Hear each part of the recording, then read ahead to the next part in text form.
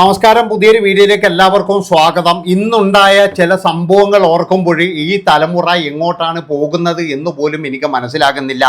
വേറെ ഒന്നുമല്ല, നിങ്ങളിപ്പോഴും ഈ ഒരു സീന് കണ്ട നാരായണീൻ്റെ മൂന്നാൺമക്കൾ എന്ന് പറയുന്ന ഒരു സിനിമയാണ്. അതിൻ്റെ അകത്ത് എന്ന് പറഞ്ഞു കഴിഞ്ഞാൽ സുരാജ് വെഞ്ഞാറമൂട്, അതുപോലെ ജോജു ജോർജ്, അലൻസിയാർ, ഇവർ മൂന്ന് പേരെന്ന് പറഞ്ഞാൽ ചേട്ടൻ അനുജന്മാരാണ്. അതിലെന്ന് പറഞ്ഞാൽ സുരാജ് വെഞ്ഞാറമൂടും പിന്നെ ഫാമിലിയും വരുന്നത് എന്ന് പറഞ്ഞാൽ അമേരിക്കയിൽ നിന്നാണ്. അത് കഴിഞ്ഞതിന് ശേഷം എന്ന് പറഞ്ഞാൽ വീട്ടിലേക്ക് വരുന്നു. പിന്നീട് എന്ന് പറഞ്ഞു കഴിഞ്ഞാൽ അലൻസിയറിൻ്റെ മകളുമായിട്ട്, അതായത് വല്യച്ഛൻ്റെ മകളുമായിട്ടുള്ള പ്രണയവും പിന്നീടെന്ന് പറഞ്ഞ പരിപാടിയാണ് ഇതിൻ്റെ അകത്ത് കാണിച്ചിരിക്കുന്നത്. അതായത് എൻ്റെ അഭിപ്രായം പറഞ്ഞു കഴിഞ്ഞാൽ ഇവന്മാർ എന്തിനേ മാനസിക രോഗികളാണോ?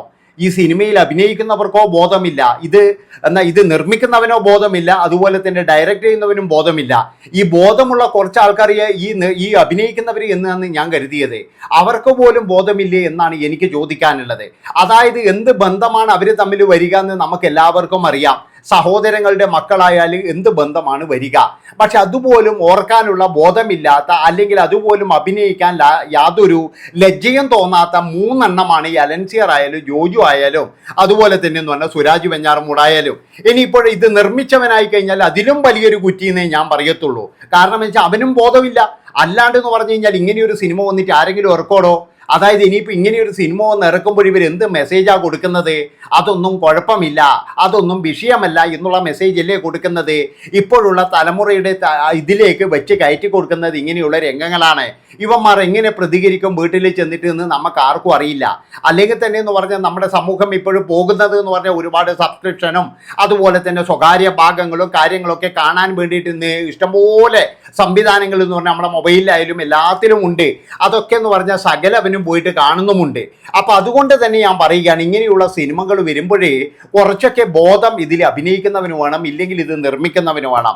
അതായത് എഴുത്തുകാരനും മറ്റവനും തീരെ ബോധമില്ല എന്ന് മാത്രമേ ഞാൻ പറയുന്നുള്ളൂ, വേറെ ഒന്നും കൊണ്ടല്ല. അതായത് ഇതുപോലെ ഒരു ബന്ധത്തെ ഇമാതിരി പോക്കൃത്തത്തിലൂടെ കാണിച്ചു കൊടുത്ത ഇവനെയൊക്കെ നമ്മൾ എന്താണ് പറയേണ്ടത്? ഏത് തരത്തിലാണ് ഇവനെയൊക്കെ പറയേണ്ടത്? ഇവനൊക്കെ എന്ത് മെസ്സേജാണ് കൊടുക്കുന്നത്? അതാണ് എനിക്ക് ചോദിക്കാനുള്ളത്. പക്ഷേ ഇതിനൊക്കെയാണ് നമ്മൾ അവാർഡ് കൊടുക്കുക. അതാണ് നിങ്ങൾ മനസ്സിലാക്കേണ്ടത്. നമ്മൾ അവാർഡ് കൊടുക്കുന്നത് എന്ന് പറഞ്ഞാൽ ഇങ്ങനെയുള്ള ഈ കുറ്റികൾക്ക് തന്നെയായിരിക്കും. അതാണ് മനസ്സിലാക്കേണ്ടത്. ഇവിടെ എന്ന് പറഞ്ഞാൽ ബിരിയാണി പോലെയുള്ള, അല്ലെങ്കിൽ എന്ന് പറഞ്ഞു കഴിഞ്ഞാൽ അത് കാണിക്കുന്ന തരത്തിലുള്ള സിനിമകൾ വന്നു കഴിഞ്ഞാൽ അവർക്കൊക്കെ എന്ന് പറഞ്ഞാൽ ഭാര്യക്കോരി അവാർഡ് കൊടുക്കുന്നുണ്ട്.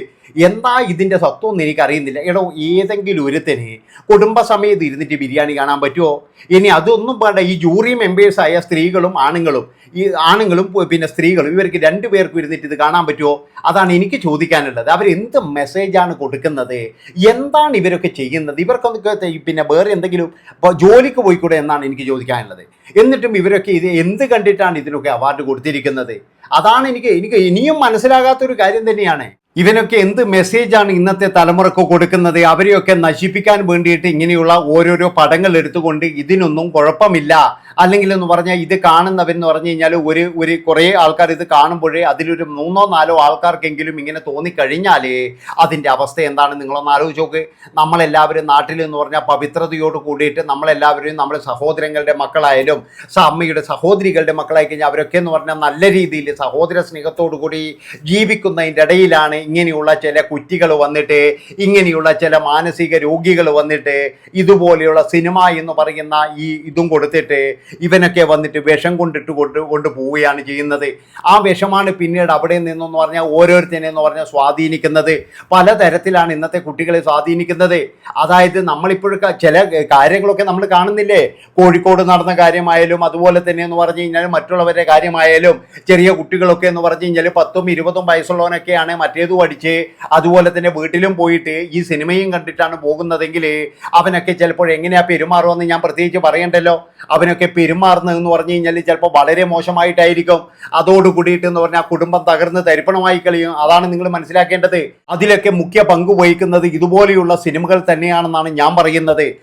ഒരുപാട്, അതായത് ഇതുപോലെയുള്ള സിനിമകൾക്കൊക്കെ എന്ന് പറഞ്ഞാൽ നല്ല സ്വാധീനമുണ്ട് ഇവിടെ ഇപ്പോഴും എന്ന് പറഞ്ഞാൽ ഒരാൾ സബ്സ്ക്രിപ്ഷൻ തുടങ്ങുമ്പോഴേക്കും എന്ന് പറഞ്ഞാൽ എന്തുകൊണ്ടാണ് ഇതുപോലെയുള്ള ആൾക്കാർ കുട്ടികളായി കഴിഞ്ഞാലും അവരെന്തുകൊണ്ടാണ് അടിച്ചു കയറുന്നത്? അവർക്ക് ഇതെന്ന് പറയുന്നത് കാണാൻ വേണ്ടിയിട്ട് അവർ പലതും ചെയ്യും. അതിനു വേണ്ടിയിട്ട് അവർ ചെയ്യുന്ന കാര്യങ്ങളാണ് ഈ സബ്സ്ക്രിപ്ഷനിൽ കയറുക. അത് കഴിഞ്ഞതിന് ശേഷം എന്ന് പറഞ്ഞാൽ അവരുടെ എന്തെങ്കിലും കാണിക്കുന്നുണ്ടെങ്കിൽ അത് കാണുക. അതുപോലെ തന്നെ അവരോട് വല്ലതും ചോദിക്കുക. അങ്ങനെ ചോദിച്ചു കഴിഞ്ഞാൽ പിന്നീടെന്ന് പറഞ്ഞു കഴിഞ്ഞാൽ ഇവൻ പ്രയോഗിക്കുന്നത് ഇവന് പിന്നീടെന്ന് പറഞ്ഞാൽ മാനസികപരമായിട്ട് വലിയ പ്രശ്നമാകും. അത് പ്രയോഗിക്കാൻ വേണ്ടിയിട്ട് ഇവൻ പല കാര്യങ്ങളും നോക്കും. അങ്ങനെ എവിടെയും ഗതിയില്ല എന്ന് കണ്ടപ്പോഴാണ് പിന്നീട് സ്വന്തം ബന്ധുക്കളുടെ അടുത്തേക്ക് തന്നെ വരുന്നത്. അതാണ് നിങ്ങൾ മനസ്സിലാക്കേണ്ടത്. അപ്പോൾ ഇങ്ങനെയുള്ള ഒരു സിനിമയും എഴുതി വെച്ച് എന്നിട്ടത് നല്ലതാണ് അല്ലെങ്കിൽ ഭയങ്കര സിനിമയാണ് എന്നൊക്കെ പറഞ്ഞ് നാട്ടുകാരെ മുഴുവൻ അതിൻ്റെ അകത്ത് കയറ്റിയിട്ട് നാണം കെടുത്തി ഇറങ്ങിയ ഈ മൂന്നെണ്ണത്തിൻ്റെ, ജോജു ആയാലും ശരി, അതുപോലെ സുരാജ് ആയാലും ശരി, പിന്നെ അലൻസിയർ ആയാലും ശരി, ഇനിയിപ്പോഴും അവർക്ക് രണ്ടുപേർക്കും അറിയില്ല.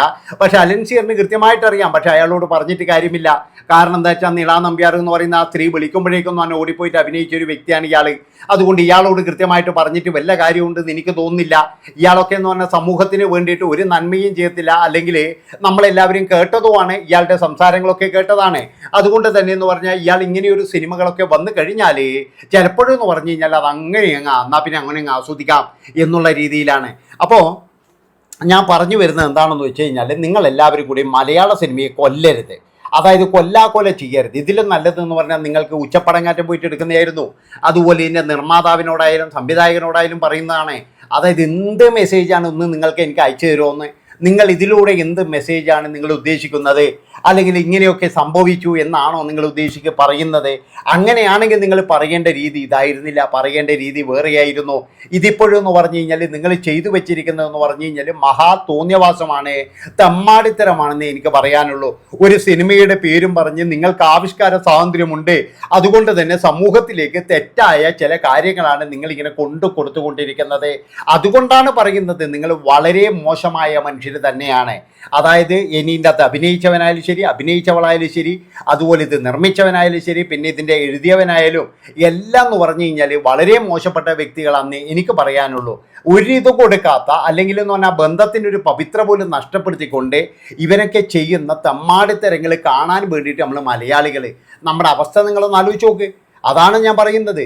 അപ്പോൾ ഞാൻ പറഞ്ഞു വരുന്നത് എന്താണെന്ന് വെച്ചാൽ ഇനിയെങ്കിലും നിങ്ങളെല്ലാവരും ഒരു കാര്യം ചെയ്യണം. അതായത് ഇങ്ങനെയുള്ള സിനിമകൾക്ക് അതുപോലെ തന്നെ എന്ന് പറഞ്ഞാൽ കുടുംബം കാണാൻ കഴിയാത്ത സിനിമകൾക്ക് നിങ്ങൾ ദൈവത്തെ ഓർത്തിട്ട് അവാർഡ് കൊടുക്കരുത്. ഭരതനും പത്മരാജനൊക്കെ വലിയ സംഭവമാണെങ്കിലും അവർക്കൊക്കെ എന്ന് പറഞ്ഞു കഴിഞ്ഞാൽ ഒരു ഇതുണ്ടായിരുന്നു. എന്താണെന്ന് വെച്ച് കഴിഞ്ഞാൽ അങ്ങനെ അങ്ങ് ഒറിജിനലായിട്ട് വിടുന്നൊന്നുമല്ല. അവരും കുറച്ച് ആസ്വാദകശീലർ തന്നെയായിരുന്നു. അവരുടെ മനസ്സിലുള്ള ആസ്വാദനം അവർ പകർത്തിയിട്ട് കാണിച്ചു കൊടുത്തു, അത്രയേ ഉള്ളൂ. അല്ലാതെ ഭരതൻ ടച്ച് അല്ലെങ്കിൽ മറ്റേ എന്താ പറയുക പത്മരാജൻ ടച്ച് എന്നൊന്നും പറഞ്ഞിട്ട് വലിയ മഹത്വമൊന്നും അവർ കാട്ടിയെന്ന് എനിക്ക് തോന്നുന്നില്ല. അവരൊക്കെ കാണിച്ചിരിക്കുന്നതെന്ന് പറഞ്ഞാൽ അവർക്കുള്ള കാര്യങ്ങൾ അന്ന് അങ്ങ് ലാഞ്ചി അങ്ങ് കാണിച്ചു. ആ ഒരു നടിയെ കൊണ്ട് അതൊക്കെ അഭിനയിപ്പിച്ചു, അത്ര മാത്രമേ ഉള്ളൂ. അല്ലാതെ എന്ന് പറഞ്ഞു കഴിഞ്ഞാൽ മാളൂട്ടിയിൽ ഉർവശീനെ കൊണ്ട് ഇമാതിരി പോക്കൃതരമുള്ള സീൻ അഭിനയിപ്പിക്കേണ്ട ആവശ്യമുണ്ടോ? അതിലെന്താണ് കാണിക്കുന്നത്? അതിൽ ഇന്ന് കാണിച്ചു കഴിഞ്ഞാൽ കൂടി എന്ന് പറഞ്ഞാൽ നമ്മൾ നാണം കെട്ടുപോകും. അമ്മാതിരി പോക്കൃതല്ലേ ചെയ്തത്. ജയറാമിനൊരു കുഴപ്പമില്ല, പക്ഷെ ഉർവശിയുടെ രൂപം നിങ്ങൾ കണ്ടതല്ലേ? അതാണ് പറയുന്നത്. ഇവരൊക്കെ എന്ന് പറഞ്ഞു കഴിഞ്ഞാൽ ഇവരുടെ ആ ഒരു മാനസിക നിലക്ക് അനുസരിച്ചാണ് ഇവരൊക്കെ സിനിമ എടുക്കുന്നത്.